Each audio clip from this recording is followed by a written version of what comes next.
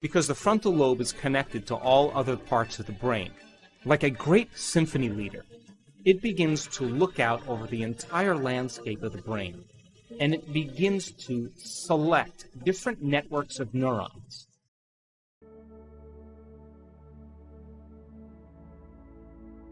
I'm your host, Dr. Joe Dispenza. Let's begin. Knowledge is the precursor to experience. The more knowledge we have, the more prepared we are for a new event in our life. And if we can assign more meaning behind what we're doing, we always gain greater value. So I want to start off by talking about how most people live their life. It is a fact scientifically that your brain is organized to reflect everything you know in your life. Your brain is a record of all the things you've learned intellectually and all the things that you've experienced in your life. In other words, your brain is an artifact. Now, most people wake up in the morning and they think about their problems, they think about themselves, and they begin to anchor themselves into certain feelings and emotions that reaffirm their personality. And since those feelings and emotions are the end product of past experiences, because that's what emotions are, then people begin to ground themselves chemically into the past. So then they think neurologically within the circuits of their brain that are connected to the past, and they feel emotionally and chemically within the boundaries of those past experiences. And so then most people's personality or their state of being is defined by the past. And if thoughts are the language of the brain and feelings are the language of the body, then how most people are thinking neurologically and feeling chemically are causing them to function as a predictable self tied to the past. Now, we can call that, for the most part, our past-present reality. Because once we anchor consciousness into the brain and body and into a state of being, then we could say then our behaviors, choices, the experiences that await us, and how they are going to feel will become very predictable.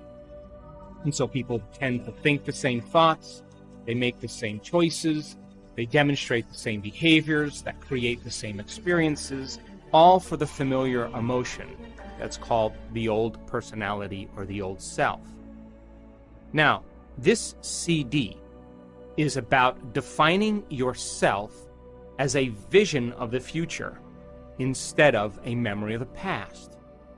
So then in order for you to go from the old self to the new self, one of the ingredients that helps you to do that is consciousness. Now, consciousness is awareness, and awareness is paying attention and noticing. So the more conscious you are of your unconscious self, the less unconscious you will go during the course of your day. Now, I picked two very specific times for these meditations. The first thing, when you wake up in the morning, I'm going to ask you to do the morning meditation because your brain chemistry is changing from melatonin to serotonin. And along with that, your brain waves are changing from delta to theta to alpha to beta, from your subconscious to your conscious. The door to the subconscious mind opens in the morning. So if you begin to think about a new reality for yourself, you begin to think about a new experience that you would like to have, if you begin to contemplate a new way of being, and you begin to take some time out of your busy life and think about some future experience that awaits you, the mere process of thinking and contemplation is the building process neurologically in your brain. And so we are going to ask you to think about a future reality that you may want to experience, some change in yourself that you would like to embrace, some type of event that awaits you in the quantum field. As you begin to think about and speculate a new future event, the frontal lobe turns on. That's the crowning achievement of the human being. It's the creative center. And as you begin to ask the what-if questions, the speculative questions, what would it be like? How would it be? What future awaits me? What do I want? As you ask those frontal lobe questions, because the frontal lobe is connected to all other parts of the brain, like a great symphony leader, it begins to look out over the entire landscape of the brain, and it begins to select different networks of neurons that are connected to the things you've learned intellectually and the things that you've experienced as an event in your life. As the frontal lobe begins to call up all these different circuits, it begins to seamlessly piece them together to create a new level of mind. And as you begin to remind yourself of that future event, there'll come a moment when you'll get a vision or a symbol or a picture in your mind, and we would call that an intention. And as you begin to force your brain to fire in new sequences and new patterns and new combinations, you're beginning to reorganize the circuitry in your brain to begin to change the brain to look like that future event has already occurred. Now, your brain is no longer a record of the past. Now, in fact, it is a map to the future. As you begin to be defined by that vision of the future, you're moving into a future present reality. But that's not the end. Because in order for you to move into a new state of being, you either have to begin to experience the event emotionally. In other words, allow the thought to become the experience in your mind. And if thought becomes the experience in your mind, the end product of that experience is called a feeling or an emotion.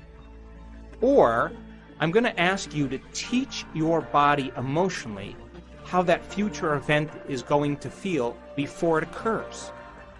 And as you begin to combine that clear intention with an elevated emotion of gratitude or joy or inspiration, of feeling unlimited, feeling empowered, your body as the unconscious mind begins to believe and accept that it's living in that future reality in the present moment, and you're beginning to activate and signal new genes in new ways so that your body is now living in the future instead of the past.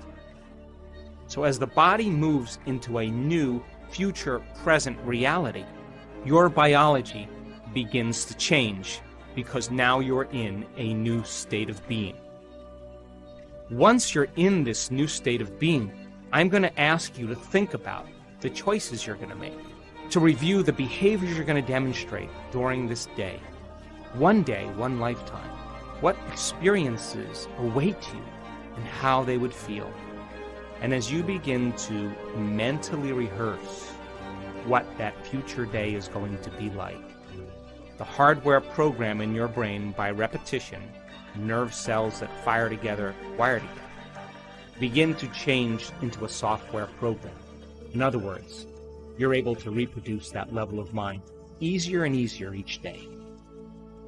I'm also going to ask you from this elevated state of being to remind yourself who you no longer want to be, to become conscious of the choices you're not going to make in that day, because the hardest part about change is not making the same choices you did the day before.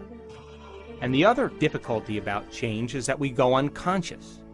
So then if you're conscious of the thoughts that you are not going to let slip by your awareness that causes you to return back to the old self, if you're aware of the choices you're not going to make in this day, if you are aware of the habits and behaviors that cause you to return back to the old personality that's connected to the old personal reality, in other words, no longer blaming or complaining or talking poorly about somebody, whatever it is.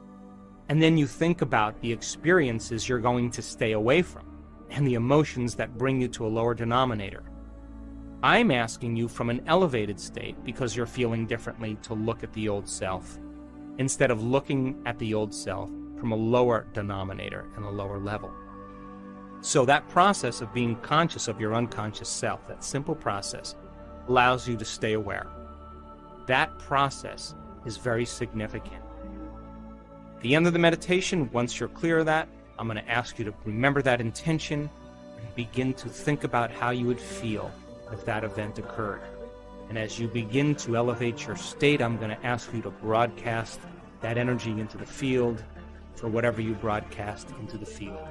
is your experiment destiny. Then we will move back into that state of being one more time, and meditation will be over, and I'm going to ask you to get up as somebody else. The second meditation is a meditation for self-correction. We will already be moving into different brain waves as nighttime comes along. Your analytical mind will slow down, your brain chemistry will change, your brain waves will change slowly from beta to alpha. And so this will be a simple meditation for you to review how you did during the day. Now, I want you to do this meditation just before you fall asleep at night.